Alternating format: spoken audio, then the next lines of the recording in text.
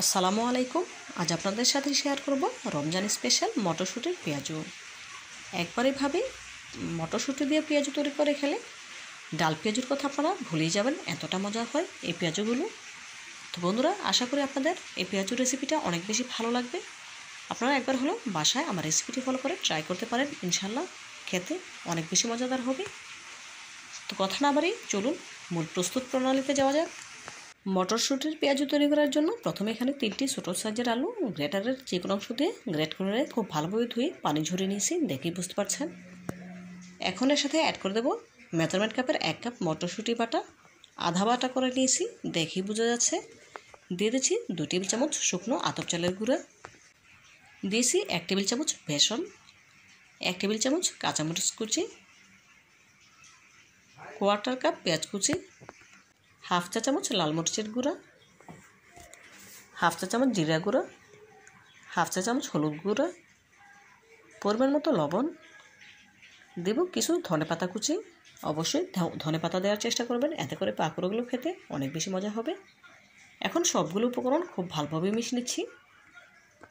এখানে কোনো পানি দেব না, এমনিতেই আলু আর মটরশুঁটি বাটা থেকে কিছুটা পানি ছাড়বে। এই পানিটা দিয়েই মিশ্রণটা আমি রেডি করে নেব।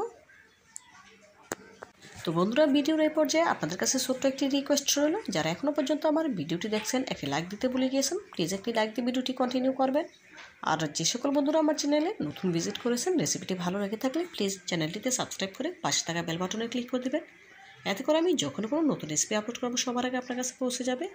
এই কাজটি যারা অলরেডি করে নিয়েছেন আপনাদেরকে জানাই অসংখ্য ধন্যবাদ। দেখুন, মিশ্রণ আমার রেডি করা হয়ে গিয়েছে। এখন এখান থেকে অল্প অল্প মিশ্রণ নিয়ে পেঁয়াজুর আকারে সেট দিয়ে গরম তেলে ছেড়ে দেবো। ভেজে নেওয়ার জন্য চুলা আগে থেকে একটি প্যানে পর্যাপ্ত পরিমাণে তেল দিয়ে গরম করে নিয়েছি। এখন এক এক করে মটরশুঁটির পেঁয়াজগুলো দিয়ে দিচ্ছি ভেজে নেওয়ার জন্য। অবশ্যই গরম তেলে ছাড়তে হবে, কম গরম তেলে ছাড়তে যাবেন না, এতে করে মটরশুঁটির পেঁয়াজগুলো ছেড়ে যাবে। পেঁয়াজগুলো ছাড়ার পর গ্যাসের ফ্লেম মিডিয়াম হিটে করে দেবো, হাই হিটে করে ভাজতে যাব না, এতে করে পেঁয়াজগুলো ওপরটা কালার চলে আসবে আর ভেতরটা কাঁচা হয়ে যাবে, তখন আর খেতে ভালো লাগবে না। আবার লো হিটে করেও ভাজা যাবে না, এতে করে মটরশুঁটি পেঁয়াজগুলো অনেক বেশি তেল শুষে নেবে। সেজন্য গ্যাসের ফ্লেম শুরু থেকে শেষ পর্যন্ত মিডিয়াম হিটে রেখেই পেঁয়াজগুলো ভেজে নেব। দেখুন, এই পর্যায়ে পেঁয়াজগুলো উঠে নেব।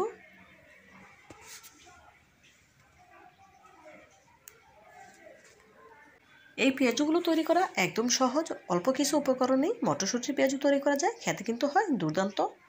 আপনারা না খেলে বুঝতে পারবেন না এই পেঁয়াজগুলো খেতে কতটা মজাদার হয়। একবার এই মটরশুঁটির পেঁয়াজু খেলে বারবার খেতে মন চাইবে, তখন আর ডাল পেঁয়াজু খেতে ভালো লাগবে না। আপনারা একবার হলেও আমার রেসিপিটি ফলো করে বাসায় মটরশুঁটি দিয়ে পেঁয়াজু তৈরি করে খেয়ে দেখবেন, ইনশাল্লাহ আপনাদের অনেক বেশি ভালো লাগবে। এভাবে করে কয়েকবার উল্টে পাল্টে পেঁয়াজগুলো মুচমুচে করে ভেজে নেব।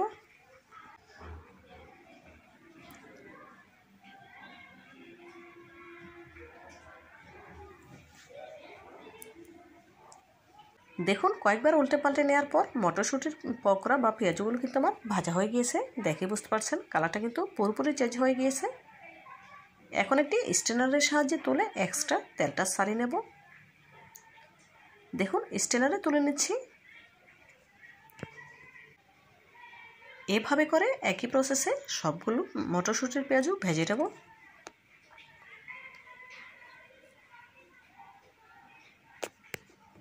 দেখুন, বাকি পেঁয়াজগুলো ভেজে নিয়েছি, এখন স্ট্রেনারে তুলে তেলটা সেঁকে নেব।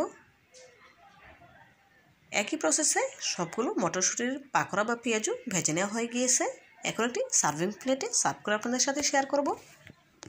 দেখুন, একটি সার্ভিং প্লেটে সার্ভ করে নিয়েছি। মাশাআল্লাহ, দেখতে কতটা সুন্দর লাগছে। দেখতে যতটা সুন্দর হয়েছে, খেতে কিন্তু তার থেকে অনেক বেশি মজাদার। আপনারা একবার হলেও আমার রেসিপিটি ফলো করে বাসায় ট্রাই করবেন, ইনশাআল্লাহ আপনাদের কাছে অনেক বেশি ভালো লাগবে। তো বন্ধুরা, আজকের মতো বিদায় নিচ্ছি। দেখা হবে নতুন কোনো দিনে নতুন কোনো রেসিপিতে। ভালো থাকবেন সবাই, আর আমার জন্য দোয়া করবেন যেন এমন আরও নতুন নতুন রেসিপি নিয়ে আপনাদের সামনে হাজির হতে পারি। পরবর্তী ভিডিও দেখার আমন্ত্রণ জানিয়ে আজকের মতো বিদায় নিচ্ছি। আল্লাহ হাফেজ।